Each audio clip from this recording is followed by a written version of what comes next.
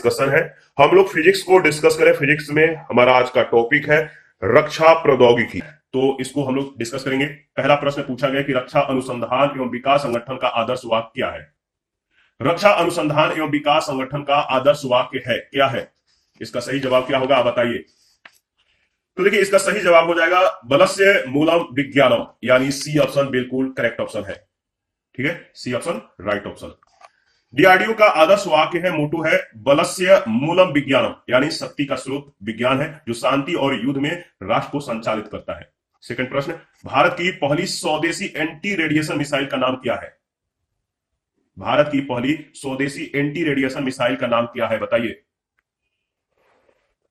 इसका सही जवाब है ऑप्शन डी, रुद्रम। डीआरडीओ यानी रक्षा अनुसंधान एवं विकास संगठन के द्वारा विकसित भारत की पहली स्वदेशी एंटी रेडिएशन मिसाइल का नाम जो है रुद्रम है। 9 अक्टूबर 2020 को उड़ीसा के तट के निकट व्हीलर द्वीप पर सुखोई 30 MKI लड़ाकू विमान के द्वारा सफल परीक्षण किया गया। रुद्रम जो है नई पीढ़ी की हवा से सतह पर मार करने वाली मिसाइल है। प्रक्षेपण स्थितियों के आधार पर इसकी मारक क्षमता लगभग जो है कितना है, अलग अलग है, लेकिन अधिकतम 200 किलोमीटर तक हो सकती है। थर्ड नंबर है, भारत की टैंक प्रतिरोधी मिसाइल है। भारत की टैंक प्रतिरोधी मिसाइल इनमें से कौन सी है, बताइए। इसका सही जवाब क्या हो जाएगा, सही जवाब है ऑप्शन ए, नाग। देखिए, आप लोग कमेंट बहुत कम करें, प्लीज आप लोग कमेंट किया करिए। नाग भारत की एक टैंक प्रतिरोधी मिसाइल है। इसके भूमि संस्करण की मारक रेंज 500 मीटर से 4 किलोमीटर तक है। इसका मूल मंत्र दागो और भूल जाओ है, यानी एक बार दाग देने के बाद ये अपने गंतव्य स्थल पर पहुंच कर ही रहता है। इसका प्रथम सफल परीक्षण 24 नवंबर 1990 को किया गया था। इसमें ठोस प्रवर्धक के रूप में धूम रहित, धुआं से रहित, उच्च ऊर्जास्वित नाइट्रोमीन का प्रयोग होता है। तो ऊर्जास्वित, धूम रहित, उच्च ऊर्जा का जो है प्रयोग किया जाता है, नाइट्रोमीन जिसका नाम है। प्रश्न संख्या 4 है, सूची 1 सूची 2 के साथ मिलान करना है। तो हम लोग मिलान करेंगे और आप लोग बताएं कि इसका सही जवाब क्या होगा मिलान करके। तो देखिए, सूची 1 सूची 2 के साथ अगर मिलान कीजिएगा तो पृथ्वी का जो संबंध है सभी के बारे में हम लोगों ने ऑलरेडी डिस्कस कर लिया है। तो कमेंट फटाफट कीजिए। पृथ्वी सतह से सतह तक मार करने वाला प्रक्षेपास्त्र है। त्रिशूल क्या है, तो ये जो है सतह से वायु तक प्रक्षेपास्त्र है। ठीक है, इसके बाद अगर बात करें तो आपका पिनाका क्या है, ये बहुनाली रॉकेट प्रणाली है। और निशान ये क्या है, तो युद्ध क्षेत्र के निरीक्षण के लिए दूरस्थ चालित यान है। यानी इसका सही जवाब है ऑप्शन बी में इसका जो मिलान दिया गया बिल्कुल सही है। पृथ्वी जो है सतह से सतह पर मार करने वाला लघु दूरी का बैलिस्टिक प्रक्षेपास्त्र है। त्रिशूल सतह से वायु तक, सतह से यानी सरफेस टू एयर तक मार करने वाला प्रक्षेपास्त्र है। पिनाका यह मल्टी बैरल रॉकेट लॉन्चर प्रणाली है। निशान चालक रहित दूरस्थ चालित विमान है। प्रश्न संख्या 5 है, निम्नलिखित में से कौन सा मिसाइल नहीं है। कौन सा मिसाइल नहीं है, इसका सही जवाब क्या है, याद रखिएगा। पिनाका क्या है, मिसाइल नहीं है, यह मल्टी बैरल रॉकेट लॉन्चर प्रणाली है, याद रखिएगा। भारत की सतह से वायु में मार करने वाली जो मिसाइल है, यानी सरफेस टू एयर मार करने वाला जो मिसाइल है वो कौन सा है। त्रिशूल भारत के एकीकृत निर्देशित प्रक्षेपास्त्र विकास कार्यक्रम के तहत विकसित सतह से वायु में मार करने वाली क्या है, एक मिसाइल है, याद रखिएगा। ये सरफेस टू एयर मिसाइल है।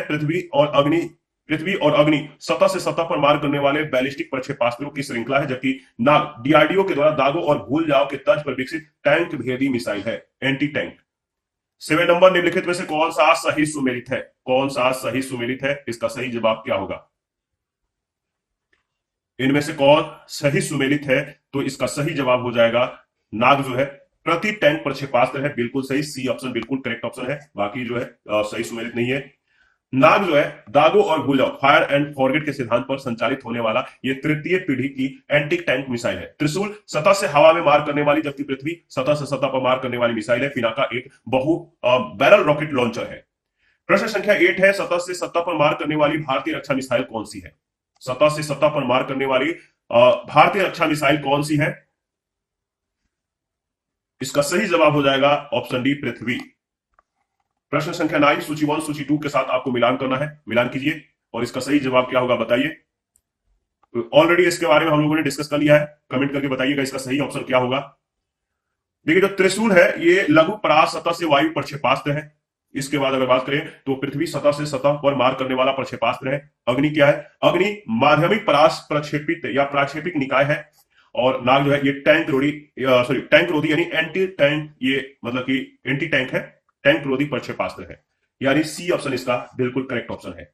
दोबारा से अगर बात करें तो अग्नि माध्यमिक परास बैलिस्टिक मिसाइल है, पृथ्वी सतह से सतह पर मार करने वाली मिसाइल है, नाग यह टैंक रोधी मिसाइल है, त्रिशूल यह सतह से हवा में मार करने वाली मिसाइल है और इसकी मारक क्षमता 8 से 9 किलोमीटर है। प्रश्न संख्या 10 सुमेलित कीजिए, सुमेलित कीजिए और बताइए कि इनमें से कौन सा जो ऑप्शन है वो सही है। तो चलिए इसके बारे में डिस्कस कर लेते हैं। ऑलरेडी हम लोगों ने इसके बारे में डिस्कस कर लिया है, वैसे इसका सही जवाब क्या होगा कमेंट करके बताइएगा। आकाश जो है जमीन से आकाश में मार करने वाला प्रक्षेपास्त्र है। बहुजन समाज पार्टी एक राष्ट्रीय राजनीतिक पार्टी है जिसके संस्थापक कांसीराम थे। पृथ्वी जमीन से जमीन पर मार करने वाला प्रक्षेपास्त्र है और मिराज 2000 एक फ्रांसीसी लड़ाकू विमान। तो चलिए 11 नंबर प्रश्न को देखते हैं। पूछा गया है 7 नवंबर 2017 को सफल उड़ान परीक्षण किए गए निर्भय प्रक्षेपास्त्र के बारे में निम्नलिखित में से कौन सा कथन सत्य है। निर्भय प्रक्षेपास्त्र के बारे में 4 कथन दिया गया, इनमें से कौन कौन से कथन इसके संदर्भ में सही है। तो देखिए अगर बात करें तो यह 1000 किलोमीटर की मारक सीमा तक नाभिकीय मुखास्त्र को पेलोड को पहुंचा सकता है, बिल्कुल सही। यह जमीनी आक्रमण वाला क्रूज प्रक्षेपास्त्र है, यह भी सही। यह पाकिस्तान के बाबर प्रक्षेपास्त्र का प्रभावी प्रत्युत्तर है, यह भी सही है। और चौथा, यह एक पराध्वनि प्रक्षेपास्त्र है। चौथा स्टेटमेंट इसके संदर्भ में सही नहीं है, यानी बी ऑप्शन पहला, दूसरा और तीसरा स्टेटमेंट बिल्कुल सही है। 7 नवंबर 2017 को भारत में विकसित पहली सब सोनिक क्रूज मिसाइल निर्भया का 5वां परीक्षण किया गया। सतह से सतह पर यानी सरफेस टू सरफेस मार करने वाला तथा परमाणु हथियार ले जाने में सक्षम इस प्रक्षेपास्त्र की मारक क्षमता 1000 किलोमीटर से अधिक है। यह मिसाइल पाकिस्तान के बाबर मिसाइल से ज्यादा ताकतवर है तथा पाकिस्तान के लगभग सभी शहरों को यह निशाना बना सकता है।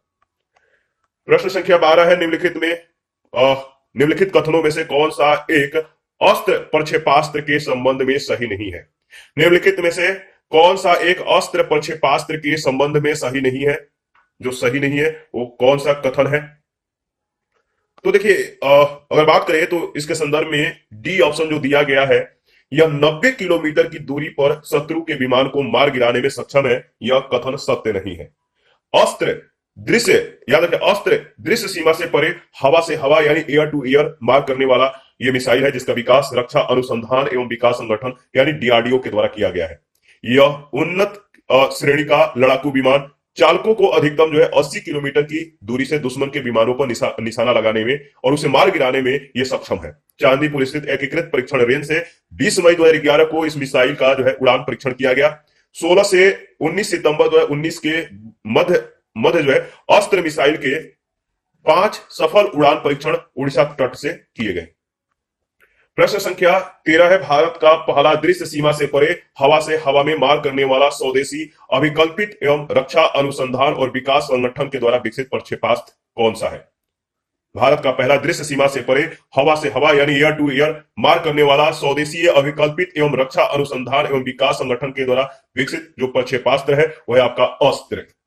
कुछ ही सेकंड पहले इसके बारे में हम लोगों ने डिस्कस किया था। बियॉन्ड विजुअल रेंज यानी भारत का पहला दृश्य सीमा से परे हवा से हवा में मार करने वाला स्वदेशी डिजाइन प्रक्षेपास्त्र अस्त्र है। इसका विकास डीआरडीओ ने किया है। किसने? डीआरडीओ ने। इसकी मारक क्षमता 80 से 110 किलोमीटर के बीच है। अस्त्र मार्क सेकंड अस्त्र मिसाइल का नया संस्करण है जिसकी दूरी मारक दूरी 160 किलोमीटर है। प्रश्न संख्या 14 है, प्रक्षेपास्त्र अस्त्र है। प्रक्षेपास्त्र अस्त्र जो है, जो मिसाइल है वो किस प्रकार का है, कैसे ये जो है मतलब कि अपना जो वर्क करता है, कैसे करता है, किस आधार पर। तो प्रक्षेपास्त्र जो अस्त्र है ये हवा से यानी एयर टू एयर मार करने वाला ये मिसाइल है, ठीक है, एयर टू एयर। तो सी ऑप्शन बिल्कुल सही जवाब है। प्रश्न संख्या 15 है, मई 2003 में बालासोर में सफलतापूर्वक परीक्षित हवा से हवा में मारक प्रक्षेपास्त्र का नाम क्या था। 2003 में बालासोर में सफलतापूर्वक परीक्षण जिस मिसाइल का किया गया वो मिसाइल था हवा से हवा में मार करने वाला, वो कौन सा मिसाइल था। इसका सही जवाब है ऑप्शन ए, अस्त्र। याद रखिएगा, इसके बारे में दोबारा से रिवाइज कर लेते हैं। अस्त्र दृश्य सीमा से परे वायु से वायु में मार करने वाला यह मिसाइल है जिसका विकास डीआरडीओ के द्वारा किया गया है। इसका प्रथम उड़ान 9 मई 2003 को जो है संपन्न किया गया था। 16 नंबर है, डीआरडीओ के द्वारा कौन सा मिसाइल कार्यक्रम बंद कर दिया गया है। डीआरडीओ के द्वारा कौन सा मिसाइल कार्यक्रम बंद कर दिया गया है। इसका सही जवाब है त्रिशूल, बी ऑप्शन। डीआरडीओ ने तकनीकी खामियों के चलते अपनी महत्वाकांक्षी त्रिशूल पराध्वनि प्रक्षेपास्त्र यानी सुपरसोनिक मिसाइल परियोजना को 27 फरवरी 2008 को बंद कर इसे शोध एवं विकास की श्रेणी में शामिल कर दिया है। 17 है कम दूरी का प्रक्षेपास्त्र त्रिशूल जिसका चांदीपुर से परीक्षण किया गया है। एक है क्या है? कम दूरी का प्रक्षेपास्त्र त्रिशूल जिसका चांदीपुर से परीक्षण किया गया है। एक क्या है? एक पराध्वनि प्रक्षेपास्त्र है। बी ऑप्शन बिल्कुल करेक्ट ऑप्शन है। 18 नंबर है भारत का लघु दूरी प्रक्षेपास्त्र है। भारत का लघु दूरी जो प्रक्षेपास्त्र है वो कौन सा है? तो सही जवाब है नाग, सी ऑप्शन। दिए गए विकल्पों में नाग मिसाइल की मारक रेंज सबसे कम है। नाग मिसाइल का भूमि संस्करण यानी लैंड वर्जन अधिकतम 4 किलोमीटर की दूरी तक मार करने में यह सक्षम है। पृथ्वी 1 मिसाइल की मारक रेंज 150 किलोमीटर है जो पृथ्वी प्रक्षेपास्त्र के अन्य संस्करणों की तुलना में यह सबसे कम है। अग्नि मिसाइल के विभिन्न संस्करणों में न्यूनतम मारक क्षमता अग्नि 1 की है जो 700 किलोमीटर से 1250 किलोमीटर तक है। अर्जुन तृतीय पीढ़ी का मुख्य युद्धक टैंक है ये और डीआरडीओ के द्वारा इसका विकास किया गया है। प्रश्न संख्या 19 है अग्नि नाम जुड़ा हुआ है। अग्नि नाम किसके साथ जुड़ा हुआ है? तो इसका सही जवाब है भारत के द्वारा तैयार की गई मिसाइल को जो है अग्नि नाम दिया गया है। तो डी ऑप्शन बिल्कुल करेक्ट ऑप्शन है। देखिए मिसाइल अगर बात करें या प्रक्षेपास्त्र विज्ञानी डॉक्टर एपीजे अब्दुल कलाम, इनको मिसाइल मैन के नाम से भी जाना जाता है और इन्हीं के कुशल नेतृत्व में 1980 के दशक में भारत में जो है प्रक्षेपास्त्र का आरंभ किया गया। इस मिसाइल का शुरुआत हुई। समन्वित निर्देशित प्रक्षेपास्त्र का विकास कार्यक्रम आईजीएमडीपी के मतलब की तहत कह सकते हैं अग्नि मिसाइल का विकास किया गया। अग्नि मध्यम से अंतर महाद्वीपीय रेंज तक मार करने में सक्षम प्रक्षेपास्त्रों का ये एक श्रृंखला है। अग्नि 1, अग्नि 2, अग्नि 3, अग्नि 4 ये जो है ये भारतीय सशस्त्र सेनाओं में तैनात हो चुकी है। अग्नि 5 परीक्षण के चरण में जबकि अग्नि 6 विकास के प्रक्रिया में है। प्रश्न संख्या 20 है निम्नलिखित कथनों में से कौन सा सत्य है? कौन सा सत्य है? सत्य नहीं, कौन सा असत्य पूछा गया है। कौन सा फॉल्स है? 4 कथन है, इनमें से जो फॉल्स है वो बताइए। तो इसमें जो गलत है वह कोई विषाणु पर्यावरण प्रदूषण नहीं कर सकता है, ये गलत है। देखिए 29 अक्टूबर 2003 को भारतीय नौसेना में शामिल इनफैक्ट 82 भारतीय नौसेना का तेज आक्रामक पोत है जिसके निर्माण में इजराइल से सहायता प्राप्त हुई थी। कुछ विषाणु पर्यावरण को सकारात्मक रूप से प्रभावित करते हैं तथा प्रदूषण कम करने में सहयोग देते हैं। ब्रह्मोस जो कि सुपरसोनिक क्रूज मिसाइल है, इसका निर्माण भारत और रूस के द्वारा संयुक्त रूप से किया गया है। टाइफा एक कंप्यूटर वायरस है। इस प्रकार दिए गए कथन में बी कथन जो है वो असत्य है। 21 नंबर है भारतीय सुरक्षा के संदर्भ में निम्न में से कौन सा एक कथन सही नहीं है? भारतीय सुरक्षा के संदर्भ में निम्न में से कौन सा एक कथन सही नहीं है? तो यहां पे आप कथन को देख सकते हैं और बताइए कि इनमें से कौन सा कथन सही नहीं है। 4 कथन दिए गए हैं। इनमें जो कथन सही नहीं है वो है आपका त्रिशूल जो है जमीन से हवा में मार करने वाला पराध्वनिक प्रक्षेपास्त्र या मिसाइल है, उसका परास 30 किलोमीटर है। यह कथन सही नहीं है। ये एकीकृत जो त्रिशूल है भारत के एकीकृत निर्देशित प्रक्षेपास्त्र विकास कार्यक्रम के तहत विकसित होने वाला लघु रेंज के जमीन से हवा में मार करने वाला मिसाइल है। जमीन से हवा में, याद रखिएगा। और इसकी जो रेंज है मारक रेंज वो 9 किलोमीटर है, न कि 30 किलोमीटर है। तो तीसरा स्टेटमेंट जो है इसके संदर्भ में सही नहीं है, इसको ध्यान में रखिएगा। और अगर बात करें तो 27 फरवरी 2008 को भारत ने आधिकारिक रूप से त्रिशूल मिसाइल परियोजना को बंद करने की घोषणा कर दी थी। ठीक है। 22 नंबर निम्नलिखित कथनों पर विचार कीजिए। 2 कथन है, कथन को एक बार एनालिसिस करके बताइए इसका सही जवाब क्या होगा। तो देखिए इसका जो सही जवाब है वो कौन सा है? पहला जो कथन दिया गया है कि नवंबर 2006 में डीआरडीओ ने पृथ्वी सेकंड मिसाइल का प्रयोग कर सफलतापूर्वक जो है अवरोधन परीक्षण किया, बिल्कुल सही है। दूसरा स्टेटमेंट पृथ्वी सेकंड एक पृथ्वी सेकंड जो है थल से थल पर मार करने वाला मिसाइल है, सरफेस टू सरफेस मिसाइल है और वह महानगरों पर हवाई हमलों से रक्षण के लिए प्रयोग में लाई जा सकती है। दूसरा स्टेटमेंट गलत है। ठीक है, पहला केवल सही है। पृथ्वी सेकंड कम दूरी पर मार करने वाला तरल ईंधन चालित सतह से सतह तक मार करने वाला ये मिसाइल है। यह 500 किलोग्राम के पेलोड के साथ 250 किलोमीटर तक मार करने की क्षमता रखता है। नवंबर 2006 में डीआरडीओ ने पृथ्वी सेकंड मिसाइल का प्रयोग कर सफलतापूर्वक जो है अवरोधन परीक्षण किया था। इस परीक्षण में पृथ्वी एयर डिफेंस इंटरसेप्टर मिसाइल ने पृथ्वी सेकंड मिसाइल को 50 किलोमीटर की ऊंचाई पर मार गिराया। इस प्रकार पृथ्वी सेकंड वस्तुतः इस परीक्षण में आक्रामक मिसाइल थी न कि रक्षा मिसाइल। तो इस परीक्षण में आक्रामक मिसाइल थी, न कि रक्षक मिसाइल। महानगरों पर हवाई हमलों के रक्षण के लिए या सुरक्षा के लिए पृथ्वी एयर डिफेंस इंटरसेप्टर मिसाइल और सतह से हवा में मार करने वाली मिसाइलें उपयुक्त है। 23 नंबर है C-130J सुपर हरक्यूलिस भारतीय वायुसेना के द्वारा प्रयोग में लिया जा रहा विश्व का अत्यधिक उन्नत एयर लिफ्टर है, वायुयान है। ये वायुयान बनाए जाते हैं किसके द्वारा? ये वायुयान किसके द्वारा बनाए जाते हैं बताइए? सही जवाब है संयुक्त राज्य अमेरिका के द्वारा। बी ऑप्शन बिल्कुल करेक्ट ऑप्शन है। आगे बढ़ते हैं, इसके बारे में देख लेते हैं।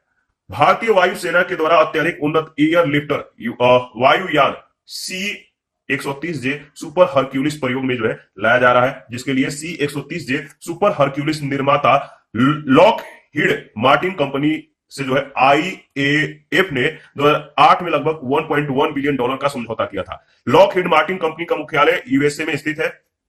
दिसंबर 2013 में सुरक्षा मामलों पर मंत्रिमंडलीय समिति ने 6 और जो है C-130J सुपर हरक्यूलिस विमान की खरीद को मंजूरी प्रदान की थी। 24 नंबर है निम्नलिखित में से भारतीय वायुसेना का कौन सा विमान हवा से हवा में जो है पुनः ईंधन भरने का कार्य करता है? बताइए। निम्नलिखित में से भारतीय वायुसेना का कौन सा जो विमान है वो हवा से हवा में पुनः ईंधन भरने का कार्य करता है? वो है इल्यूसिन IL-78। D option. इल्यूसिन IL-78 है 78 है, ये विमान हवा से हवा में ईंधन भरने का कार्य करता है। 25 नंबर है निम्नलिखित में से कौन सा एक वायुयान नहीं है? कौन सा एक वायुयान नहीं है? वो है आपका सारथ BMP सेकंड। BMP सेकंड 1980 के दशक में तत्कालीन सोवियत संघ के द्वारा विकसित पैदल सेना के द्वारा युद्ध में प्रयोग में लाए जाने वाला वाहन है, जिसके भारतीय संस्करण को सारथ नाम से जाना जाता है। 26 नंबर सूची 1 सूची 2 के साथ आपको मिलान करना है, तो चलिए मिलान करते हैं। इसका सही जवाब क्या होगा बताइए? अरिहंत का जो संबंध है वो है आपका परमाणु पनडुब्बी से। अवाक्स का जो संबंध है वो है इजराइल विकसित फाल्कन वायु सेना के लिए। एटलस सेंटोर का जो संबंध है वो है आपका अमेरिकी निम्न तापकीय रॉकेट से। और इसके बाद नाग जो है, नाग ये प्रति टैंक प्रक्षेपास्त्र है। यानी इसका सही जवाब बी ऑप्शन में दिया गया है। आगे बढ़ते हैं, इसके बारे में डिस्कस कर लेते हैं। INS अरिहंत भारत की नाभिकीय सक्षम पनडुब्बी है। अत्याधुनिक तकनीक पोत ATV परियोजना के अंतर्गत इसका निर्माण हुआ है। अवाक्स इजराइल एरोस्पेस इंडस्ट्रीज के द्वारा विकसित हवाई रडार प्रणाली है। एटलस सेंटोर अमेरिका के द्वारा विकसित क्रायोजेनिक रॉकेट है। क्रायोजेनिक इंजन का प्रयोग करने वाला यह प्रथम रॉकेट था। नाग भारत के द्वारा विकसित तृतीय पीढ़ी का प्रति टैंक प्रक्षेपास्त्र है। 27 नंबर निम्नलिखित में से कौन सी एक भारतीय नौसेना की नाभिकीय ऊर्जा के द्वारा संचालित पनडुब्बी है? निम्नलिखित में से कौन सी एक भारतीय नौसेना के नाभिकीय ऊर्जा के द्वारा संचालित पनडुब्बी है? इसका सही जवाब हो जाएगा INS चक्र। INS चक्र यानी डी ऑप्शन। INS चक्र 8140 टन वजनी अकुला श्रेणी की नाभिकीय ऊर्जा संचालित पनडुब्बी है। इसे जो है भारतीय नौसेना में अप्रैल 2012 में शामिल किया गया था। INS सिंधु घोष वर्ग की, जबकि INS शिशुमार एवं INS सल की शिशुमार वर्ग की डीजल इलेक्ट्रिक पनडुब्बी है। 28 नंबर निम्नलिखित में से कौन सी एक भारतीय नौसेना की पनडुब्बी है? कौन सी एक भारतीय नौसेना की पनडुब्बी है? इसका सही जवाब है INS सिंधु रक्षक। B option. INS सिंधु रक्षक भारतीय नौसेना की पनडुब्बी है। यह सिंधु घोष श्रेणी की पनडुब्बी है। अगस्त 2013 में INS सिंधु रक्षक मुंबई हार्बर के पास आग लगने से दुर्घटनाग्रस्त हो गई। इसके बाद 29 नंबर है भारत की पहली सशस्त्र परमाणु पनडुब्बी कौन सी है? भारत की पहली सशस्त्र परमाणु पनडुब्बी कौन सी है? तो इसका सही जवाब है INS अरिहंत। सी ऑप्शन बिल्कुल करेक्ट ऑप्शन है। देखिए, एडमिरल सुनील लंबा ने अगस्त 2016 में INS अरिहंत को औपचारिक रूप से भारतीय नौसेना में शामिल किया। यह भारत की पहली स्वदेश निर्मित परमाणु पनडुब्बी है। यह 83 मेगावाट के दावित हल्के जल परमाणु रिएक्टर के द्वारा संचालित है। इसका वजन 6000 टन है। थल और आकाश के बाद पानी के भीतर से परमाणु वार करने की परमाणु त्रयी क्षमता हासिल करने वाला भारत विश्व का 6ठा देश है। प्रश्न संख्या 30 है अग्नि 1 प्रक्षेपास्त्र जिसका जुलाई 2004 में परीक्षण किया गया, उसकी मारक क्षमता कितना है? अग्नि 1 प्रक्षेपास्त्र जिसका जुलाई 2004 में परीक्षण किया गया, उसकी मारक क्षमता कितना है? सही जवाब है 700 किलोमीटर से अधिक, लेकिन 2000 किलोमीटर से कम। Option A. अग्नि 1 जो है सतह से सतह यानी सरफेस टू सरफेस मार करने वाला मिसाइल है। ये लघु से मध्यम रेंज की बैलिस्टिक मिसाइल है। इसकी क्षमता 700 से 1250 किलोमीटर तक है। 31 है, एक स्वदेश निर्मित मिसाइल जिसकी मारक क्षमता 700 किलोमीटर है, भारत के द्वारा मार्च 2010 में सफल परीक्षण किया गया था। इस मिसाइल का नाम क्या है? एक स्वदेश निर्मित मिसाइल जिसका मारक क्षमता 700 किलोमीटर है, भारत के द्वारा मार्च 2010 में सफल परीक्षण किया गया था। इसका नाम है, बताइए। इसका नाम है अग्नि 1, सी ऑप्शन। 28 मार्च 2010 को व्हीलर द्वीप स्थित एकीकृत परीक्षण रेंज से स्वदेश निर्मित नाभिकीय सक्षम लघु से मध्यम दूरी की बैलिस्टिक मिसाइल अग्नि 1 का सफल परीक्षण किया गया। यह सतह से सतह पर मार करने वाली एक एकल चरणीय मिसाइल है जिसकी रेंज 700 से 1250 किलोमीटर तक है। इसका पहला रात्रिकालीन परीक्षण 11 अप्रैल 2014 को व्हीलर द्वीप स्थित एकीकृत परीक्षण रेंज से किया गया। 32 है, धनुष मिसाइल जिसका सफल परीक्षण भारत के द्वारा मार्च 2010 में किया गया था। इसकी मारक क्षमता कितनी है? धनुष मिसाइल जिसकी सफल परीक्षण भारत के द्वारा मार्च 2010 में किया गया था। कब? मार्च 2010 में। इसकी मारक क्षमता कितनी है? याद रखिएगा, इसका सही जवाब हो जाएगा 350 किलोमीटर। सी ऑप्शन बिल्कुल करेक्ट ऑप्शन है। इसके बारे में बात करें तो धनुष मिसाइल पृथ्वी प्रक्षेपास्त्र का नौसैनिक संस्करण है। इस मिसाइल की मारक क्षमता 350 किलोमीटर। इसका नवीनतम परीक्षण 23 फरवरी 2018 को उड़ीसा तट के निकट बंगाल की खाड़ी में किया गया था। 33 नंबर है, भारत के द्वारा विकसित आईसीबीएम जिसकी मारक क्षमता 2000 किलोमीटर से अधिक है को निम्नलिखित नाम दिया गया है। इसको क्या नाम दिया गया, आप बताइए। भारत के द्वारा विकसित आईसीबीएम जिसकी मारक क्षमता 2000 किलोमीटर से अधिक है को निम्नलिखित नाम दिया गया है। क्या नाम दिया गया है? तो अग्नि सेकंड। याद रखिएगा, डी ऑप्शन बिल्कुल करेक्ट ऑप्शन है, अग्नि सेकंड। भारत ने अपने एकीकृत निर्देशित प्रक्षेपास्त्र विकास कार्यक्रम के अंतर्गत अग्नि प्रक्षेपास्त्रों की एक श्रृंखला का विकास किया है। अग्नि 1 एक मध्यम दूरी का बैलिस्टिक प्रक्षेपास्त्र है जिसकी रेंज 700 से 1250 किलोमीटर है, जबकि अग्नि सेकंड की रेंज 2000 से 2500 किलोमीटर तक है। 34 नंबर है, निम्नांकित में से हंसा 2 किसका नाम है? हंसा 2। हंसा 2 जिसका नाम है, किसका नाम है? तो एक प्रशिक्षण यान का। और ऑप्शन बी बिल्कुल सही जवाब है।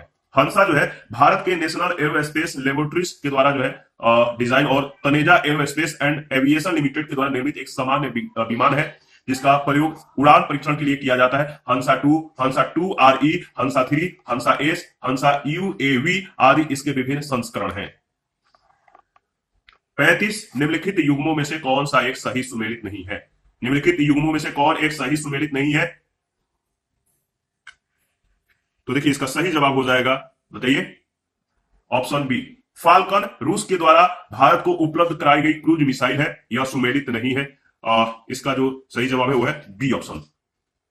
इसके बारे में अगर बात करें तो देखिए, फाल्कन इजराइल के द्वारा निर्मित एक आदेश एवं नियंत्रण पर आधारित हवाई पूर्व चेतावनी युक्त विश्व का अति शक्तिशाली रडार है। भारत इस रडार को रूस से आयातित विमानों में संलग्न कर कम दूरी पर उड़ने वाले विमानों को चिन्हित करने, प्रक्षेपास्त्र एवं संचार आदि से संबंधित चेतावनी के लिए प्रयोग में ला रहा है। भारत ने इजराइल से ऐसे 3 रडारों को $1.1 बिलियन में खरीदा है। यह रडार वायु में किसी भी युद्ध में देश विदेशों को सर्वोच्चता प्रदान करने में सहायक होगा। 36 नंबर है, विश्व के किस देश से भारत फाल्कन रडार सिस्टम प्राप्त करेगा? विश्व के किस देश से भारत जो है फाल्कन रडार सिस्टम प्राप्त करेगा? तो इसका सही जवाब हो जाएगा इजराइल, बी ऑप्शन बिल्कुल करेक्ट ऑप्शन है। 37 नंबर है, भारत ने निम्नलिखित में से किस एक से बराक मिसाइल रोधी रक्षा प्रणाली खरीदी है? भारत ने निम्नलिखित में से किस देश से बराक मिसाइल रोधी रक्षा प्रणाली खरीदी है? याद रखिएगा, इसका सही जवाब है Israel, option A. Barak missile रोधी प्रक्षेपास्त्र भारत ने इजराइल से खरीदा है। 38 नंबर है, भारत ने बराक 8 मिसाइल निम्नलिखित नेक्स्ट जनरेशन जो है, भारत ने बराक 8 मिसाइल निम्नलिखित में से किस देश के सहयोग से विकसित की है? तो इसका जवाब आपको मालूम है। भारत ने बराक 8 मिसाइल निम्नलिखित में से किस देश के सहयोग से विकसित की है? सही जवाब है इजराइल। बराक 8 लंबी दूरी की सतह से यानी सरफेस टू एयर में मार करने वाली मिसाइल है। इस मिसाइल को संयुक्त रूप से इजराइल एरोस्पेस इंडस्ट्री तथा भारत के रक्षा अनुसंधान एवं विकास संगठन के द्वारा डिजाइन एवं विकसित किया गया है।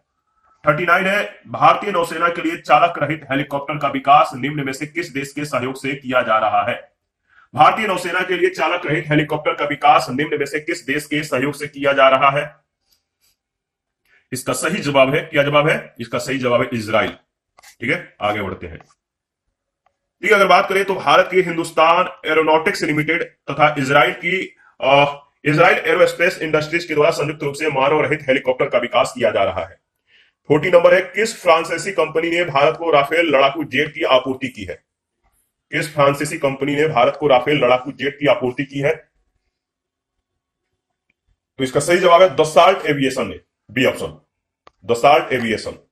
राफेल फ्रांस की सैन्य विमान निर्माता कंपनी दसाल्ट एविएशन के द्वारा डिजाइन और निर्मित बहुउद्देशीय लड़ाकू विमान है। भारत ने 36 राफेल विमानों की आपूर्ति के लिए फ्रांस के साथ 2016 में एक अंतर सरकारी समझौते पर हस्ताक्षर किए थे। 41 है, निम्न में से कौन सा आधुनिक टैंक है? निम्न में से कौन सा आधुनिक टैंक है? इसका सही जवाब क्या होगा बताइए।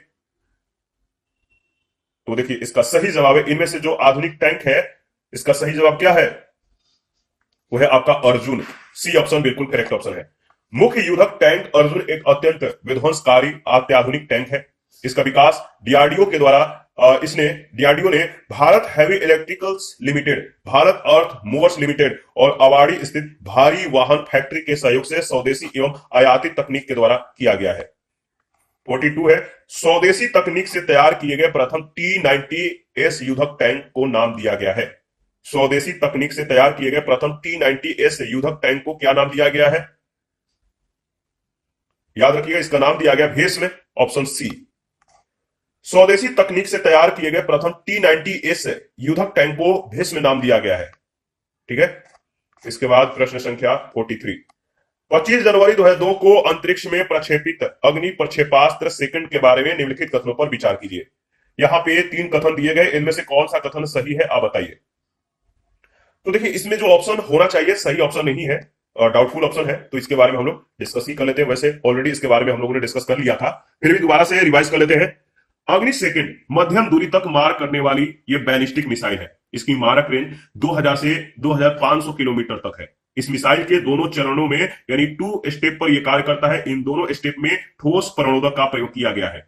रक्षा अनुसंधान एवं विकास संगठन के द्वारा डीआरडीओ के द्वारा 25 जनवरी 2002 को चांदीपुर स्थित एकीकृत परीक्षण रेंज से 8:50 पर जो है नाभिकीय सक्षम अग्नि 1 मिसाइल का परीक्षण किया गया, न कि अग्नि सेकंड प्रक्षेपास्त्र का, अग्नि 1 का। याद रखिएगा, अग्नि 1 मिसाइल की मारक रेंज 700 से 1250 किलोमीटर है तथा यह एक एकल चरणीय ठोस प्रणोदक युक्त प्रक्षेपास्त्र है। 44 नंबर है, अग्नि सेकंड प्रक्षेपास्त्र को प्रक्षेपित किया गया था। अग्नि सेकंड प्रक्षेपास्त्र को प्रक्षेपित किया गया था कहां से? इसका सही जवाब क्या होगा?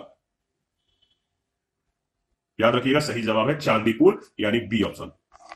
सतह से सतह पर मार करने वाली मध्यम दूरी की बैलिस्टिक मिसाइल अग्नि 2 का परीक्षण 17 जनवरी 2001 को उड़ीसा के बालासोर स्थित चांदीपुर एकीकृत परीक्षण रेंज के निकट बंगाल के खाड़ी के व्हीलर द्वीप से किया गया। इसकी मारक क्षमता 2000 से 2500 किलोमीटर है। 16 नवंबर 2019 को उड़ीसा तट स्थित अब्दुल कलाम द्वीप से इस मिसाइल का प्रथम रात्रि परीक्षण किया गया। याद रखिएगा। इसके बाद आगे बढ़ते हैं 45, अग्नि द्वितीय प्रक्षेपास्त्र का पराशय लगभग कितना किलोमीटर? अग्नि द्वितीय मिसाइल का जो रेंज है वो कितना किलोमीटर है? तो ये अग्नि सीरीज की जो मिसाइल है इसकी अग्नि द्वितीय जो है ये इसकी मारक क्षमता यानी रेंज जो है 2000 किलोमीटर है। और इसकी जो अगर बात करें तो याद रखिएगा, इसके बारे में ऑलरेडी हम लोगों ने डिस्कस किया था क्या कि जो अग्नि सेकंड है ये सतह से सतह पर मार करने वाली मध्यम दूरी की बैलिस्टिक मिसाइल है। अग्नि सेकंड का परीक्षण कब हुआ था? तो 17 जनवरी 2001 को उड़ीसा के बालासोर स्थित चांदीपुर एकीकृत परीक्षण रेंज के निकट बंगाल के खाड़ी में व्हीलर द्वीप से किया गया। इसकी मारक क्षमता 2000 से 2500 किलोमीटर मतलब की है रेंज है। 16 नवंबर 2019 को उड़ीसा तट स्थित अब्दुल कलाम द्वीप से इस मिसाइल का प्रथम रात्रि परीक्षण किया गया। तो इसको ध्यान। 46 प्रश्न संख्या 46 में पूछा गया है कि अग्नि 4 जो मिसाइल है इसके संदर्भ में कुछ कथन दिया गया है, आपको बताना है कि इन तीनों में से कौन सा कथन अग्नि 4 के संदर्भ में सही है।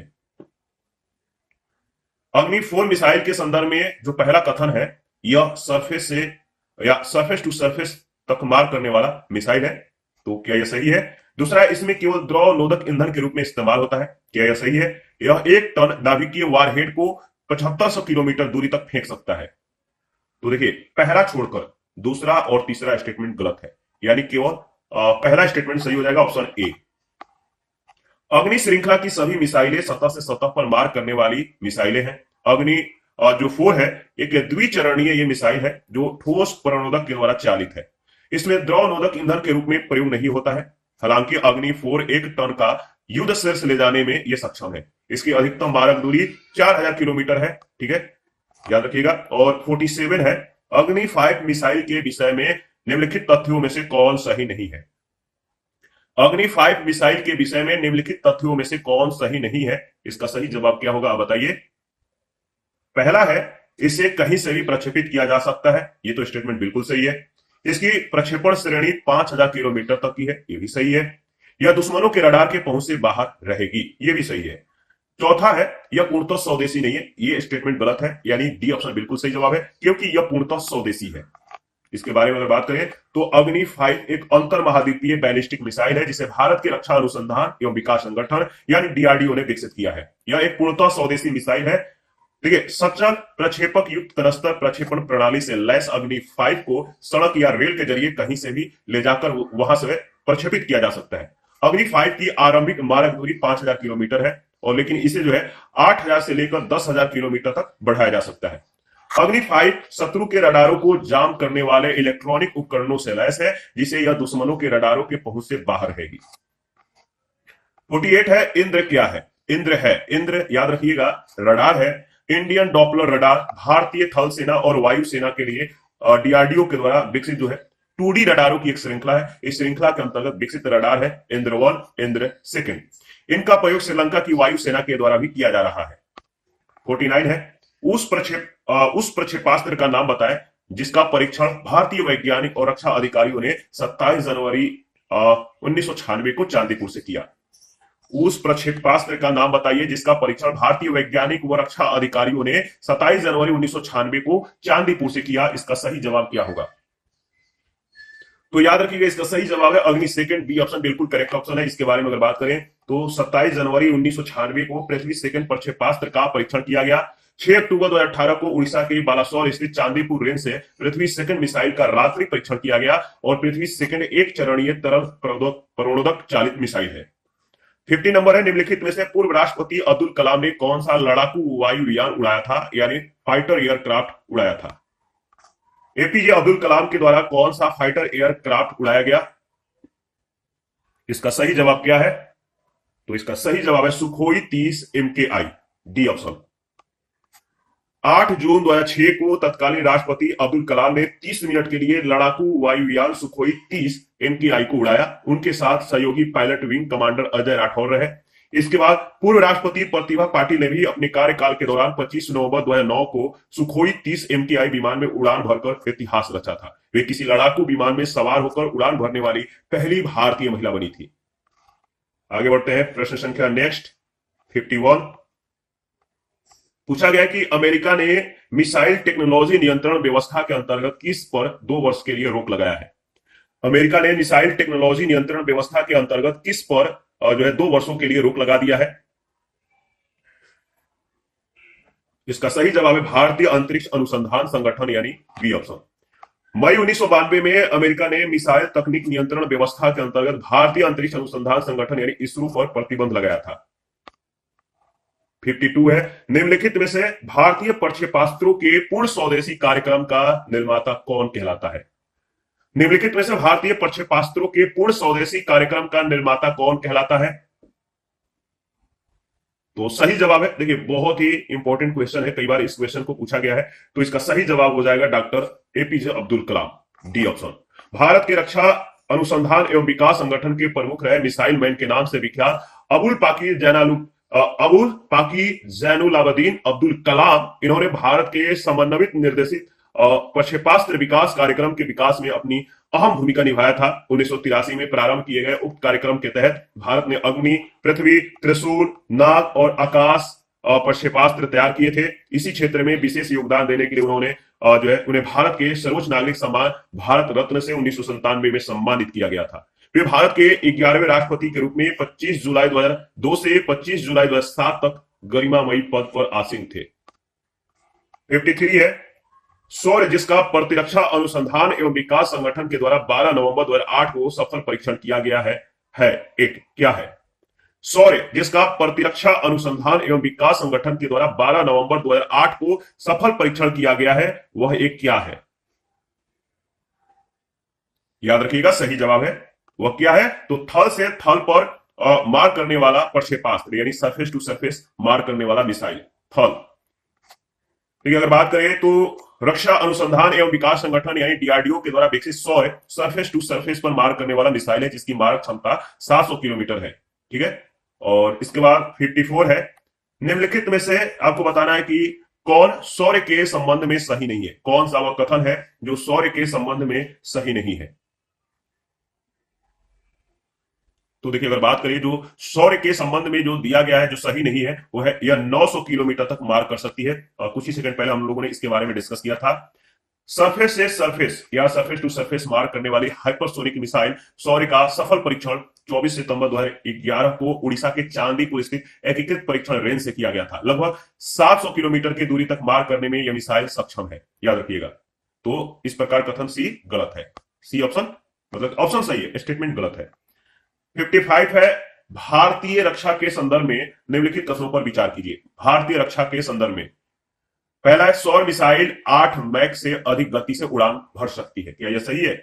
दूसरा, सौर मिसाइल की परास 1600 किलोमीटर से अधिक है। इन दोनों में से कौन सा कथन सत्य है, आपको बताना है। देखिए, वैसे इन दोनों के बारे में ऑलरेडी हम लोगों ने कुछ ही सेकंड पहले डिस्कस कर लिया है। अगर थोड़ा सा भी आपने अगर क्लियर किया है तो इसका सही जवाब आप कमेंट में बताइएगा। इसका सही जवाब है इन दोनों में से कोई भी स्टेटमेंट, दोनों स्टेटमेंट गलत है, ना तो पहला ना तो दूसरा सही है, यानी डी ऑप्शन बिल्कुल करेक्ट ऑप्शन है। सौर मिसाइल की अधिकतम जो सीमा है वो 7.5 मैक है और यह 1000 किलोग्राम नीति भार के साथ 700 किलोमीटर की परास में लक्ष्य को भेज सकती है। यह लघु दूरी बैलिस्टिक मिसाइल है जिसकी क्षमता 1000 किलोमीटर या इससे कम होती है। 56 है, देशज तकनीक से विकसित तेजस है। देशज तकनीक से विकसित जो तेजस है वो क्या है? याद रखिएगा, इसका सही जवाब है यह एक हल्का लड़ाकू विमान है, तेजस, और यह देशज तकनीक से विकसित है। सी ऑप्शन बिल्कुल करेक्ट ऑप्शन है। इसके बारे में थोड़ा बहुत डिस्कस कर लेते हैं। ठीक है, अगर बात करें तो देशज तकनीक से विकसित तेजस जो है एक हल्का और चौथी पीढ़ी का, 4th जनरेशन का लड़ाकू विमान है। इसका यह नामकरण तत्कालीन प्रधानमंत्री अटल बिहारी वाजपेयी ने किया था। तेजस ने प्रथम बार 1 अगस्त 2003 को तेज गति से उड़ान भरी। जनवरी 2011 में भारत में निर्मित प्रथम हल्के लड़ाकू स्वदेशी विमान तेजस को तत्कालीन रक्षा मंत्री AK एंटोनी ने भारतीय वायुसेना को जो है सौंप दिया और जुलाई 2016 में तेजस की पहली स्क्वाड्रन को भारतीय वायुसेना में शामिल किया गया। 20 फरवरी 2019 को तेजस मार्क 1 को भारतीय वायुसेना में तैनाती के लिए अंतिम परिचालन निकासी जो है प्रदान की गई और अप्रैल 2021 में LCA तेजस को इजराइल की 5वीं पीढ़ी की हवा से हवा में मार करने वाली पाइथन 5 मिसाइल से लैस किया गया। 57 है, निम्न में से कौन भारत का देश में निर्मित हल्का युद्ध युग हवाई जहाज है? निम्न में से कौन भारत का देश में निर्मित हल्का युद्ध युग हवाई जहाज है? इसका सही जवाब है ऑप्शन बी, तेजस। 58 है, भारत के द्वारा निर्मित हल्के लड़ाकू विमान का नाम क्या है? भारत के द्वारा निर्मित हल्के लड़ाकू विमान का नाम क्या है? सही जवाब है तेजस, डी ऑप्शन। भारतीय वायुसेना का पहला लड़ाकू विमान है। भारतीय वायुसेना का पहला लड़ाकू विमान इनमें से कौन सा है, आप बताइए। तो देखिए, इसका सही जवाब हो जाएगा ऑप्शन ए, उपयुक्त में से कोई नहीं, ई ऑप्शन। हल्के लड़ाकू विमान तेजस की पहली स्क्वाड्रन 1 जुलाई 2016 को भारतीय वायुसेना में शामिल किया गया। हाल HF-24 मारूत के बाद तेजस हिंदुस्तान एरोनॉटिक्स लिमिटेड के द्वारा जो है विकसित दूसरा सुपरसोनिक फाइटर प्लेन है। हाल HF-24 मारूत की पहली फ्लाइट जोन 1961 में हुई थी। अप्रैल 1967 में यह भारतीय वायुसेना में शामिल हुआ। 1990 में सेवानिवृत्त होने तक इसके कुल 147 विमान निर्मित किए गए थे। छत्तीसगढ़ लोक सेवा आयोग के द्वारा संशोधित उत्तर पत्रक में इस प्रश्न का उत्तर विकल्प ए दिया गया, जो कि गलत है, त्रुटिपूर्ण है। प्रश्न संख्या 60 है, तेजस क्या है? तेजस क्या है, आप बताइए। इसके बारे में ऑलरेडी हम लोगों ने डिस्कस कर लिया है। तो तेजस जो है भारत में निर्मित प्रथम लड़ाकू विमान है। ऑप्शन ए बिल्कुल करेक्ट ऑप्शन है। एडमिरल गोर्स्को है, क्या है? एडमिरल गोर्स्को क्या है? एडमिरल गोर्स्को क्या है? तो सही जवाब है नौसैनिक विमान वाहक जहाज है। एडमिरल जो गोड्स वो है वो क्या है, तो नौसैनिक विमान वाहक जहाज है। आपको लगता होगा कोई जो है आदमी का नाम है, तो नहीं, ये जहाज का नाम है। 45,000 टन वजनी एडमिरल गोड्स को एक नौसैनिक विमान वाहक पोत है। तत्कालीन सोवियत संघ की नौसेना में इस विशाल पोत ने 1987 से 1997 तक अपनी सेवाएं प्रदान की। भारत ने एडमिरल गोड्स को खरीदने के लिए 2004 में रूस के साथ एक अनुबंध पर हस्ताक्षर किए थे। इसके भारतीय संस्करण का नाम आईएनएस विक्रमादित्य है, जिसे 16 नवंबर 2013 को भारतीय नौसेना में शामिल कर लिया गया है। 62 है, रक्षा मंत्रालय भारत सरकार के द्वारा अगस्त 2020 में प्रारंभ किया गया सार्थक निम्नलिखित में से किससे संबंधित है। रक्षा मंत्रालय भारत सरकार के द्वारा अगस्त 2020 में प्रारंभ किया गया सार्थक निम्नलिखित में से किससे संबंधित है। इसका सही जवाब है अप तटीय गश्ती जहाज। सी ऑप्शन बिल्कुल करेक्ट ऑप्शन है, सी ऑप्शन राइट ऑप्शन है। ठीक है, अगर बात करें तो अगस्त 2020 में भारतीय तटरक्षक बल के लिए निर्मित अपतटीय गश्ती पोत सार्थक का जलावतरण संपन्न हुआ। यह पोत गोवा शिपयार्ड लिमिटेड के द्वारा स्वदेश में डिजाइन और निर्मित किया गया है। 63 है, मार्च 2010 में समुद्र तट पर गश्त लगाने वाले एक जलयान को तटरक्षक दल में सम्मिलित किया गया। इसका नाम क्या है। 2010 में समुद्र तट पर गश्त लगाने वाले एक जलयान को तटरक्षक दल में सम्मिलित किया गया है। इसका नाम क्या है, याद रखिएगा, इसका नाम है विश्वस्त, यानी बी ऑप्शन बिल्कुल करेक्ट ऑप्शन है। इसके बारे में थोड़ा बहुत डिस्कस कर लेते हैं। गोवा शिपयार्ड लिमिटेड के द्वारा डिजाइन और निर्मित समुद्र पर गश्त लगाने वाले जलपोत विश्वस्त को मार्च 2010 में तटरक्षक दल में सम्मिलित कर लिया गया। इस श्रेणी के दूसरे पोत आईसीजीएस विजित को 11 दिसंबर 2010 को भारतीय तटरक्षक बल के बेड़े में शामिल किया गया था। इस श्रेणी के तीसरे पोत आईसीजीएस वैभव की तैनाती 2013 में मई में हुई। इसके बाद 64 है, आईएनएस शक्ति भारत का स्वदेश निर्मित पहला क्या है। युद्धपोत है, पनडुब्बी है, विध्वंसक है, रॉकेट प्रक्षेपक है। आईएनएस शक्ति भारत का स्वदेश निर्मित क्या है। आईएनएस शक्ति भारतीय नौसेना के पोतों को समुद्र में तेल की आपूर्ति के लिए विकसित तेल वाहक पोत है। फ्लीट टैंकर है, क्या है, फ्लीट टैंकर है। इसमें जो ऑप्शन दिया गया सही नहीं है, तो याद रखिएगा तेलवाहक पोत है। इसका जलावतरण 11 अक्टूबर 2010 को संपन्न हुआ था, जबकि 1 अक्टूबर 2011 को भारतीय नौसेना के बेड़े में इसे शामिल कर लिया गया था। 65 नंबर है, आईएनएस अस्त्र धारणी का जिसका हाल ही में समाचारों में उल्लेख हुआ था, निम्नलिखित में से कौन सा सर्वोत्तम वर्णन है। आईएनएस अस्त्र धारणी का जिसका हाल ही में समाचारों में उल्लेख हुआ था, निम्नलिखित में से कौन सा सर्वोत्तम वर्णन है। सही जवाब है टारपीडो प्रमोचन और पुनर्प्राप्ति जलयान, रिकवरी जलयान। सी ऑप्शन जो है इसका सर्वोत्तम वर्णन है।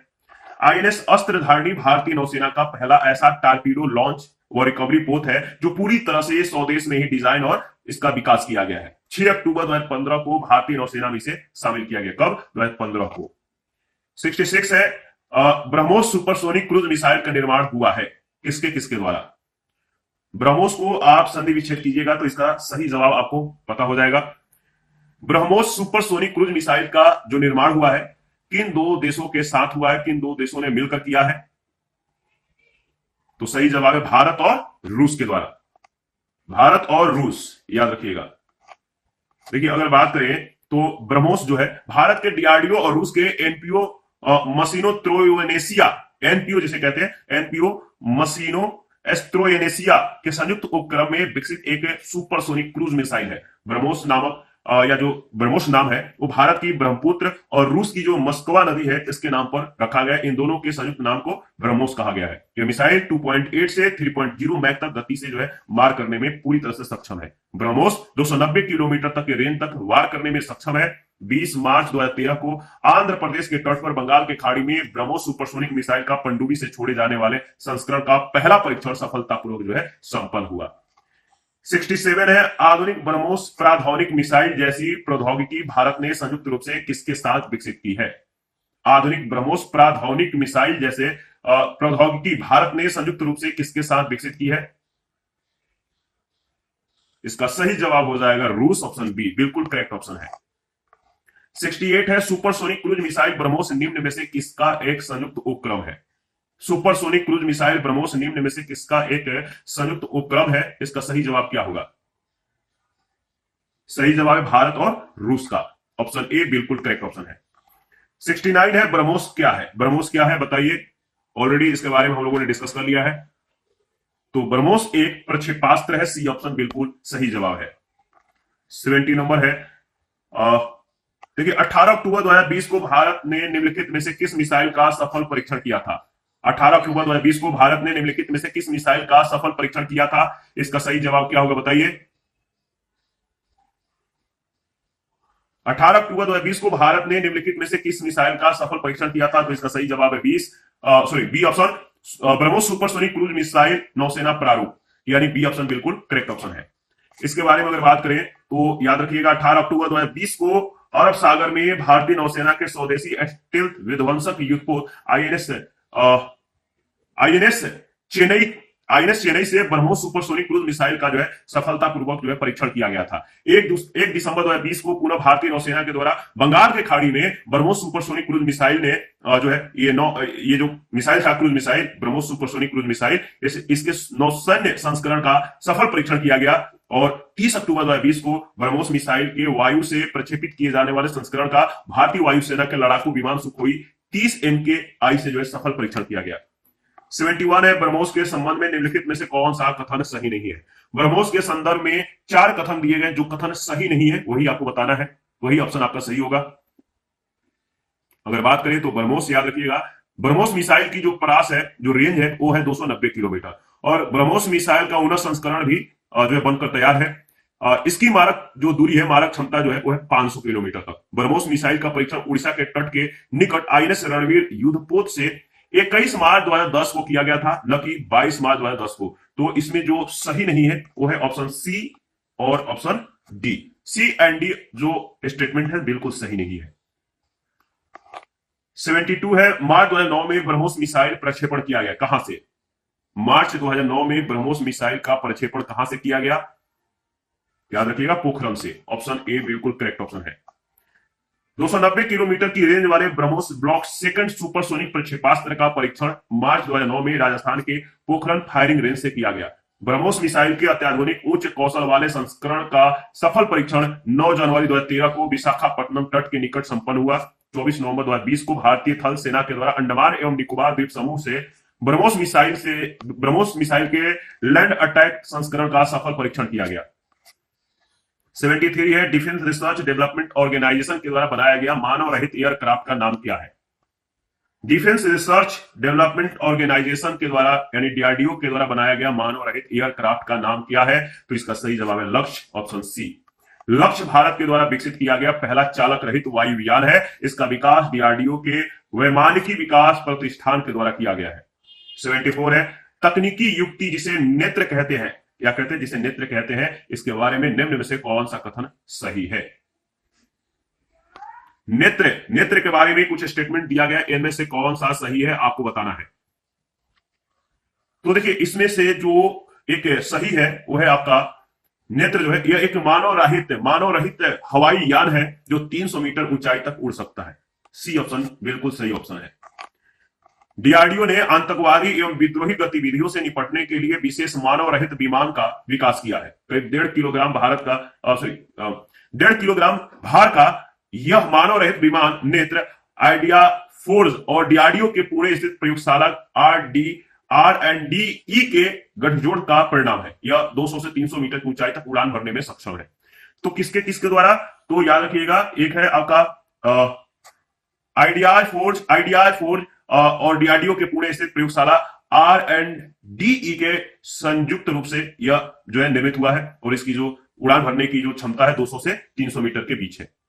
75 है, 20 फरवरी 2018 को अकेले MiG-21 बाइसन उड़ान वाली प्रथम भारतीय महिला कौन बनी? मतलब 20 फरवरी 2018 को अकेले MiG-21 बाइसन उड़ान भरने वाली प्रथम भारतीय महिला कौन बनी थी? तो इसका सही जवाब हो जाएगा अवनी चतुर्वेदी, ऑप्शन ए। काफी महत्वपूर्ण है, इसको याद रखिएगा। फरवरी 2018 में फ्लाइंग ऑफिसर अवनी चतुर्वेदी किसी लड़ाकू विमान को अकेले उड़ाने वाली प्रथम भारतीय महिला बन गई। उन्होंने MiG-21 बाइसन नामक लड़ाकू विमान उड़ाकर यह उपलब्धि प्राप्त की। 76 है, निम्नलिखित कथनों में से कौन सा F-18 सुपर हार्नेट के बारे में सही नहीं है? तो F-18 सुपर हार्नेट के बारे में कुछ स्टेटमेंट है, आपको बताना है इनमें से कौन सा स्टेटमेंट सही नहीं है। तो देखिए अगर बात करें तो इसका जो स्टेटमेंट सही नहीं है वो है इसे संसार के 8 देश वायुसेना में प्रवेश कर रहे हैं, यानी सी ऑप्शन जो है सही नहीं है। कथन सही नहीं है। F-18 सुपर हार्नेट अमेरिकी लड़ाकू विमान है जिसे अमेरिकी एरोस्पेस कंपनी बोइंग बनाती है। भारतीय कंपनी एल ने भी इसमें लगने वाले कुछ उपकरण बनाए हैं। अमेरिका के अतिरिक्त ऑस्ट्रेलिया एवं कुवैत इस विमान का प्रयोग कर रहे हैं। 77 कभी कभी समाचारों में उल्लेखित terminal high altitude area defence क्या है? THAAD क्या है? Terminal high altitude area defence क्या है, आप बताइए। इसका सही जवाब है अमेरिकी मिसाइल प्रतिरोधी प्रणाली, सी ऑप्शन। क्या है? THAAD क्या है? तो अमेरिकी मिसाइल प्रतिरोधी प्रणाली। Third, terminal high altitude area defence यानी थर्ड जो है अमेरिकी बैलिस्टिक मिसाइल प्रतिरोधी प्रणाली है जो लघु और मध्यम दूरी की बैलिस्टिक मिसाइलों के विरुद्ध प्रतिरक्षा की क्षमता उपलब्ध कराती है। यह प्रणाली वायुमंडल के भीतर और बाहर मिसाइलों के अवरोधन में सक्षम है। 78 है निम्नलिखित कथनों में से कौन सा एक जनसंचार माध्यमों में बहुचर्चित प्रभाजी कक्षीय बमबारी प्रणाली के आधारभूत विचारों को सर्वोत्तम रूप से प्रतिबिंबित करता है? निम्नलिखित कथनों में कौन सा एक जनसंचार माध्यमों में बहुचर्चित प्रभाजी कक्षीय बमबारी प्रणाली के आधारभूत विचारों को सर्वप्रथम या सर्वोत्तम रूप से जो है प्रतिबिंबित करता है? तो इसका सही जवाब हो जाएगा, देखिए बात करें तो इसका सही जवाब हो जाएगा ऑप्शन सी। कोई मिसाइल पृथ्वी के परितः किसी स्थिर कक्षा में स्थापित किया जाता है और वह पृथ्वी पर किसी लक्ष्य के ऊपर कक्षा को त्यागता है। इसके बाद देखिए इसके बारे में अगर बात करें तो प्रभाजी कक्षीय बमबारी प्रणाली जो है इसमें नाभिकीय युद्ध से लैस एक मिसाइल रॉकेट को पृथ्वी के निम्न कक्षा यानी LEO में भेजा जाता है, लो अर्थ ऑर्बिट में भेजा जाता है जिससे उसे आकस्मिक रूप से किसी लक्ष्य पर निर्देशित किया जा सके। फोर्ब्स के अंतर्गत एक मिसाइल या रॉकेट एक पूरी कक्षा वन फुल ऑर्बिट को पूर्णतः या पूर्ण रूप से या पूर्ण करने से पूर्व कक्षा से उतरकर नीचे पथ की ओर प्रक्षेप को प्राप्त करता है। 79 है स्टार्ट 1 और स्टार्ट सेकंड संधियां हस्ताक्षरित की गई। स्टार्ट 1 और स्टार्ट सेकंड संधियां हस्ताक्षरित की गई। सही जवाब है अमेरिका व सोवियत संघ के बीच, ऑप्शन ए। देखिए START 1 the strategic arms reduction treaty, जो संधि है स्टार्ट 1 जो संधि है 31 जुलाई 1991 को संयुक्त राज्य अमेरिका और तत्कालीन सोवियत संघ के मध्य हस्ताक्षरित हुई थी। इस संधि के माध्यम से दोनों देशों के अधिकार में अंतर महाद्वीपीय बैलिस्टिक मिसाइलों तथा नाभिकीय युद्ध शीर्ष की संख्या को जो है सीमित करने का प्रावधान किया गया था। इसी संदर्भ में स्टार्ट सेकंड संधि जो जनवरी 1993 में हस्ताक्षरित हुई थी। न्यू स्टार्ट संधि समाचारों में रही थी, यह संधि क्या है? न्यू स्टार्ट संधि समाचारों में रही, यह संधि क्या है, आप बताइए। यह संधि है, यह संयुक्त राज्य अमेरिका और रूसी संघ के बीच नाभिकीय शस्त्रों पर कटौती करने की द्विपक्षीय सामरिक महत्व की संधि, ठीक है, याद रखिएगा। इसके बाद अगर बात करें तो इसके बारे में कुछ पॉइंट्स है, याद रखिएगा। न्यू स्टार्ट संधि जो है संयुक्त राज्य अमेरिका और रूसी संघ के बीच नाभिकीय शस्त्रों पर कटौती करने के लिए द्वितीय सामरिक महत्व की संधि है। इस संधि पर तत्कालीन रूसी राष्ट्रपति दमित्री मेदवेदेव और तत्कालीन अमेरिकी राष्ट्रपति बराक ओबामा के द्वारा 8 अप्रैल 2010 को हस्ताक्षर किए गए थे। इस नई संधि के प्रावधानों के तहत कार्यशील एवं तैनात परमाणु युद्ध शस्त्रों की संख्या 1550 तक सीमित की जाएगी। याद रखिएगा दिसंबर 2010 में अमेरिकी सेनेट के द्वारा जनवरी 2011 में रूसी ड्यूमा के द्वारा अनुमोदन के बाद यह संधि 5 फरवरी 2011 से लागू हो गई। इस संधि की मूल अवधि 10 वर्ष यानी 5 फरवरी 2021 तक निर्धारित थी। अमेरिका और रूस इस संधि को अगले 5 वर्षों के लिए विस्तारित करते हुए और जो सहमत हो गए, जिसके फलस्वरूप यह संधि अब जो है 4 फरवरी 2026 तक प्रभावी रहेगी। 81 है बैलिस्टिक मिसाइल के बढ़ावा को रोकने के वैश्विक प्रयास हेग कोड ऑफ कंडक्ट को हाल ही में निम्न में से किस देश ने ज्वाइन किया है? बैलिस्टिक मिसाइल के बढ़ावा को रोक लगाने के लिए वैश्विक प्रयास के तहत हेग कोड ऑफ कंडक्ट को हाल ही में किस देश ने ज्वाइन किया है? इसका सही जवाब क्या होगा, बताइए। इसका सही जवाब है किसने ज्वाइन किया है, तो भारत ने, सी ऑप्शन बिल्कुल करेक्ट ऑप्शन है। हेग कोड ऑफ कंडक्ट जो है यह सामूहिक विनाश के हथियारों को ले जाने में सक्षम बैलिस्टिक मिसाइलों के क्षेत्र को नियमित करने के अंतरराष्ट्रीय समुदाय के प्रयासों का एक परिणाम है। HCOC 25 जो है यानी हेग कोड ऑफ कंडक्ट जो है 25 नवंबर 2002 से प्रभावी है। वर्तमान में इसके सदस्य राष्ट्रों की संख्या 143 है यानी 143 कंट्री है। भारत 2016 में हेग कोड ऑफ कंडक्ट में शामिल हुआ था। 82 है हाल ही में संयुक्त राज्य अमेरिका ने ऑस्ट्रेलिया समूह तथा वेसेनार व्यवस्था के नाम से ज्ञात बहुपक्षीय निर्यात नियंत्रण व्यवस्थाओं में भारत के सदस्य बनाए जाने का समर्थन देने का निर्णय लिया है। इन दोनों व्यवस्थाओं के बीच क्या अंतर है? यहाँ पे कुछ अंतर दिए गए, अंतर को आप एक बार एनालिसिस करके बताइए। 2 अंतर है, इनमें से कौन सा सही है? अगर बात करें तो इसमें जो सही है, पहला जो अंतर है ये भी सही नहीं है कि ऑस्ट्रेलिया समूह एक अनौपचारिक व्यवस्था है जिसका लक्ष्य निर्यातक देशों के द्वारा रासायनिक तथा जैविक हथियारों के प्रगुणन में सहायक होने के जोखिम को न्यूनीकृत यानी कम करना है, जबकि वैश्विक व्यवस्था ओईसीडी के अंतर्गत गठित औपचारिक समूह है जिसके समान लक्ष्य है। दूसरा स्टेटमेंट है कि ऑस्ट्रेलिया समूह के सहभागी मुख्यतः एशियाई, अफ्रीकी और उत्तरी अमेरिका के देश है, जबकि वैश्विक व्यवस्था के सहभागी मुख्यतः यूरोपीय संघ और अमेरिकी महाद्वीपों के देश है। इन दोनों में से कोई स्टेटमेंट सही नहीं है, न तो पहला न तो दूसरा। ऑस्ट्रेलिया समूह 1985 में स्थापित एक अनौपचारिक समूह है जिनका लक्ष्य निर्यातक देशों के द्वारा रासायनिक और जैविक हथियारों के प्रगुणन में सहायक होने के जोखिमों को कम करता है। वर्तमान में इसके 43 सदस्य हैं, जिसमें यूरोपीय संघ के सभी 27 सदस्य शामिल हैं। एशिया से भारत और जापान इस समूह के सदस्य हैं। अफ्रीका का कोई भी देश इसका सदस्य नहीं है। वैश्विक व्यवस्था बहुस्तरीय निर्यात नियंत्रण व्यवस्था है जिसका उद्देश्य पारंपरिक हथियारों और दोहरे उपयोग की वस्तुओं और तकनीकियों के निर्यात पर नियंत्रण करना है। इसके 42 सदस्य देश है जिसमें मुख्यतः यूरोपीय संघ, अमेरिकी महाद्वीपों के देश, एशिया से भारत, जापान, दक्षिण कोरिया और अफ्रीका से दक्षिण अफ्रीका शामिल है। 83 है ऑपरेशन पवन का जो संबंध है वो किससे है? ऑपरेशन पवन का जो संबंध है बताइए। याद रखिएगा, ऑपरेशन पवन का जो संबंध है श्रीलंका के जाफना में आईटीकेएफ ऑपरेशन से, डी ऑप्शन।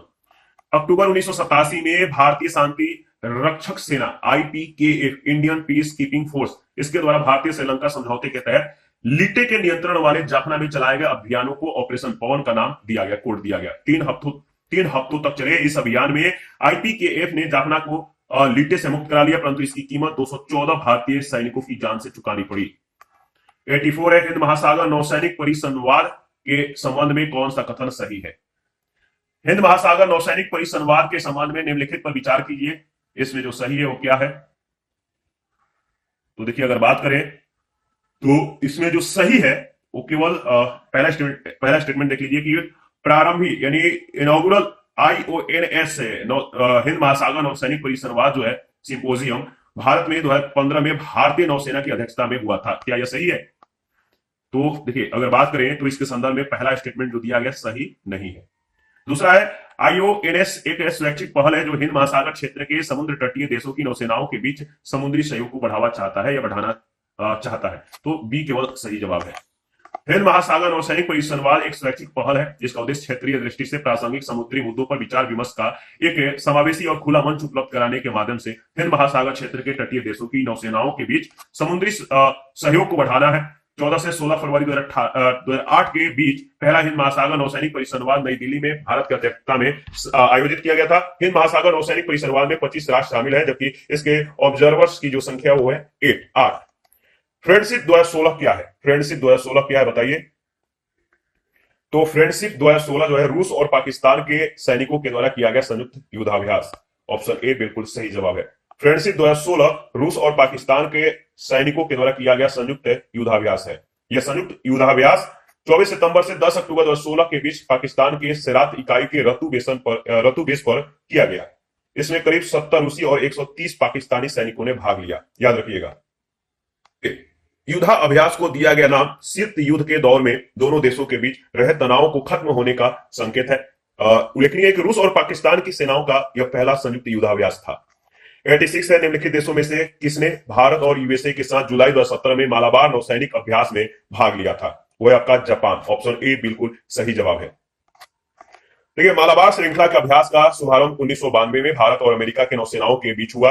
मालाबार अभ्यास का 21वां संस्करण बंगाल के खाड़ी में 10 से 17 जुलाई के बीच 2017 के मध्य आयोजित हुआ, जिसमें भारत और अमेरिका के साथ जापान की सेना ने भी भाग लिया था। तो भारत, अमेरिका और जापान ये तीनों शामिल थे। मालाबार अभ्यास का 26वां संस्करण 9 से 15 नवंबर के बीच 2022 के बीच जापान में आयोजित किया गया, जिसमें भारत, अमेरिका, जापान और ऑस्ट्रेलिया की नौसेनाओं ने भाग लिया। याद रखिए कितने देश शामिल थे, कौन कौन से थे। 2016 का संयुक्त सेना अभ्यास मैत्री भारत और किस देश के बीच हुआ? मैत्री जो है भारत और किस देश के बीच होता है? तो 2016 में, तो इसका सही जवाब हो जाएगा, बताइए। भारत मैत्री जो है भारत और थाईलैंड के बीच जो है संपन्न हुआ, बी ऑप्शन। मैत्री एक वार्षिक सैन्य प्रशिक्षण अभ्यास है जो भारत और थाईलैंड के सेनाओं के बीच 2006 से आयोजित किया जा रहा है। 15 से 29 जुलाई 2016 के मध्य मैत्री अभ्यास का आयोजन क्राबी थाईलैंड में संपन्न हुआ था। 88 है निम्नलिखित में से किस देश ने नौसैनिक अभ्यास मिलन 2018 में भाग लेने के लिए भारत के आमंत्रण को ठुकरा दिया था? निम्नलिखित में से किस देश ने नौसैनिक अभ्यास मिलन 2018 में भाग लेने के लिए भारत के आमंत्रण को ठुकरा दिया था? तो सही जवाब है मालदीव। डी ऑप्शन बिल्कुल करेक्ट ऑप्शन है। मिलन एक द्विवार्षिक बहुपक्षीय नौसैनिक अभ्यास है जिसकी शुरुआत भारतीय नौसेना के द्वारा 1995 में की गई थी। मिलन अभ्यास का 10वां संस्करण 11 से 13 मार्च 2018 के बीच आयोजित हुआ। इस अभ्यास में भाग लेने वाले भारत ने मालदीव को आमंत्रित किया था जिसे उसने अस्वीकार कर दिया था, यानी आमंत्रण को अस्वीकार कर दिया मालदीव ने। मिलन 2022 का आयोजन 25 फरवरी 2022 से 4 मार्च 2022 के बीच किया गया। तो मिलन 2022 का आयोजन जब है कब हुआ, तो इसका डेट याद रखिएगा। मिलन 2022 का जो आयोजन है 25 फरवरी 2022 से 4 मार्च 2022 के बीच हुआ। मिलन 2022 का केंद्रीय विषय था, यानी जो थीम था, कैमराडरी कोहेजन कोलोबरेशन। क्या था? Camaraderie cohesion collaboration. इसके बाद 89 है, एसिलिनेक्स सेकंड क्या है? एसिलिनेक्स सेकंड क्या है बताइए।